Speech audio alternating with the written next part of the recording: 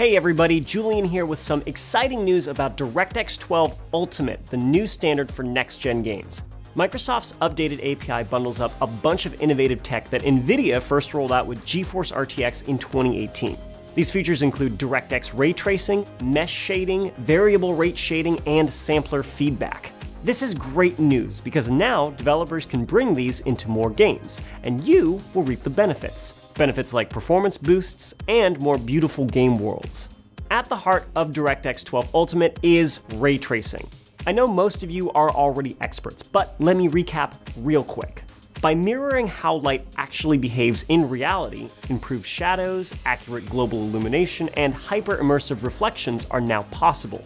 Ray tracing is the biggest leap in graphical fidelity since 2002, and its inclusion in DirectX 12 Ultimate, as well as all major game engines, means that you can expect to see ray tracing in more and more games. Another NVIDIA technology that will make games more beautiful is mesh shading. Mesh shading is a programming model for geometry that gives developers the ability to create highly detailed worlds while not overloading the CPU, which can bottleneck the GPU. NVIDIA's Asteroids demo showed this off, as mesh shaders dynamically adjust the level of detail of countless individual asteroids, which would have otherwise taken a bigger toll on performance. This allows the GPU to reduce its workload from trillions of triangles down to the few million triangles necessary to draw the scene in real time, while still maintaining a visually rich asteroid field sprawling out before your ship. DX12 Ultimate will also implement the performance-boosting technology called variable rate shading. VRS allows the developer to control the amount of detail, shading more detail in parts of the scene that benefit from it and less in parts that don't, giving developers more control over both quality and performance. For example, a fast-moving object in a scene doesn't need every pixel to be rendered every frame, as it's moving so quickly that you can't perceive all the detail anyway. Pixels in areas that don't frequently change can also be rendered less often, easing the GPU's workload and upping performance.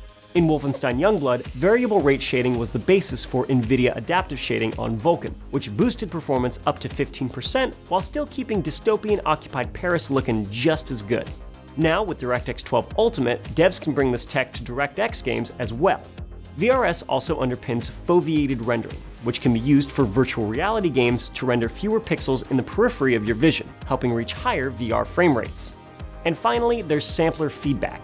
Like VRS, this feature works smarter to reduce your GPU load and improve performance. We can more efficiently shade objects that don't change from frame to frame, and reuse the object's colors as calculated in previous frames.